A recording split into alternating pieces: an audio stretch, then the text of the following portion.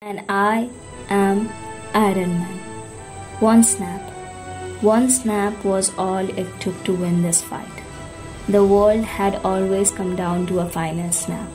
The world was destroyed because of Thanos' snap, and Tony made sure that it never happened again, even if it killed him. Dear members of the fandom family, welcome to the Madness of Fandomverse. Today's story is an Avengers Endgame epilogue. An alternative sweet ending, maybe in an alternate universe. It's written by the fanfiction writer who goes by the name Ragswiz and narrated by yours truly, Sudeshna Ghosh. Hope you all like it. Let's dive in. It was too much. The strain of the Infinity Stones was too much. Resting his head on the rubble, Tony watched as Rhodey came and sat beside him, and Peter told him how he had done it. You did it, Tony. The kid finally called him Tony. Well, that was an achievement. He had hugged him too. Yes, Peter would be fine now. We are okay. Pepper always supported him. She understood him completely. She was the only one who could handle it. He had left a message for Morgan, but Morgan was just a kid. Tony wished he had more time with his brilliant, darling daughter. But his time was up. He could die, perhaps. There were people who would tell Morgan what a jackass her father was, and that's okay, right? What was that pain again in his right hand? Were the stones acting up again? He could not handle one more snap. Bruce had barely managed one, and that guy was the Hulk. He heard Wanda's voice. We can save him. Dr. Strange, a portal to Dr. Chu's lab in Korea. She can do this. It was fruitless. Tony knew. But he did not object when he felt someone lift him up. Steve. And when he was led through a bright light, that was a welcome release. When Tony next opened his eyes, he realized he was not exactly in heaven. First of all, he was sure that heaven would not smell like antiseptics, and there would not be any beeping sound. Was he in hell? Well, if hell looked like a hospital and Dr. Helen Chu was dead too. Mrs. Stark, can you hear me? Tony tried to speak, but it was too much. He could not even nod. It felt as if his head was made of stone. But he could lift one finger off his left hand, and it seemed enough for her as she smiled and walked away. Well, when things don't make much sense, one should resort back to sleep. The next time Tony opened his eyes, it was night time, perhaps. There was a terrible pain in his right hand. Not as bad as the time he had yielded the Infinity Stones, but bad enough. His throat felt raw, and he barely could say water. The next moment, a straw was placed on his lips. Tony drank the cold water hungrily. He really needed that. Once better, Tony fully opened his eyes to see Pepper standing there, a small smile on her face. Hey, Tony. Tony tried to open his mouth, but it was hurting. Pepper immediately pulled a chair closer and began to run her fingers through his hair. That felt nice. Rest. We will talk later. Tony shook his head slightly. Though it was very hard, his head hurt, but Pepper's chuckle made it worth it. All right, I'll tell you everything, but promise me not to try and speak. It would hinder your healing process. Tony just looked at her, and that was enough for her. Wanda, she did something. She does not understand it completely either, but somehow she managed to pull the energy from the Infinity Stones to herself. Carol helped, and the moment you were started to breathe again, Strange opened a portal to here, Dr. Chu's lab, and we carried you here. And thankfully, people were in their right mind. They had to amputate your arm, Tony. It was very bad, and according to Dr. Chu, it was hindering your healing process. Tony slowly turned his head towards the right. He could feel his arm. How? Dr. Chu made you a new arm, Pepper said, a small hint of a smile in her voice. Something with tissues and vibranium. You were losing your life, but Thor bought some kind of an element from outer space within 2 hours and gave it to you. I did not even try to understand what he was saying. Furthermore, Steve and Burns donated their blood, and they used their version of serum to cure you. It took them over 72 hours, but you were fine. You are fine. Pepper brought his hand closer to her lips and gently pressed a kiss, tears rolling down her face. We are fine. It had been 6 months once the final battle, Tony found out the next time he was awake. And according to Dr. Chu, it would take at least 3 more months before he could stand. It was fine though. Tony was alive and it was better. The arm was good, the vibranium wires had connected to his neurons and they were like Vision's arm. His left body had taken the most damage, but he could speak now. Though never as freely, Dr. Chu offered surgery to remove the slightly burnt areas on his head, but he declined. It was not necessary, as long as Morgan was not scared of him, which Pepper assured that she was not. Tony could not stop thanking Wanda and Carol, especially after him being responsible for everything wrong with Wanda. She had just smiled and told him to get better. Rhodey had come, of course, and fought with him for being so noble and so stupid. Tony agreed, absolutely.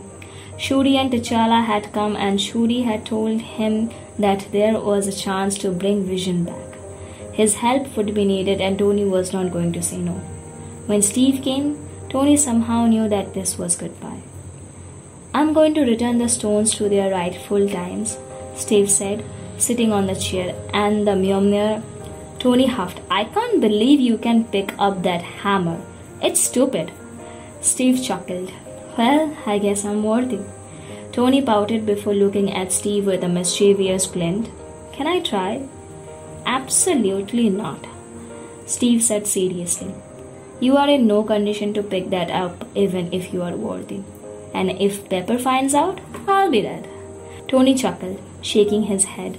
The two sat in silence, Steve looking anywhere but at him and Tony looking at his new arm. This is goodbye, isn't it? Tony finally asked, and Steve looked up and shed tears shining in his eyes. I might make a detour. Tony nodded. Yeah, you deserve a good old life. Steve nodded. Does Burns know? And Wilson? Steve shied. Bucky does. Sam? No. He won't accept the shield otherwise. Tony looked at Steve, surprised. You are giving it to him? Steve froze. Do you want it to rest? I can absolutely no. I did not mean that. Tony opened his mouth and closed it and opened it again. I mean, what about Burns? Understanding Tony's dilemma, Steve smiled. Bucky would not accept it, and even if he did, the government of the world would never let him. Tony nodded. The two sat in silence for some time before Steve stood up, ready to go. He reached out for Tony's hand and shook his hand, a small smile on their faces. They always had a rocky relationship, but it was still hard to say goodbye. When Steve reached out to hug Tony, though confused, Tony returned the gesture.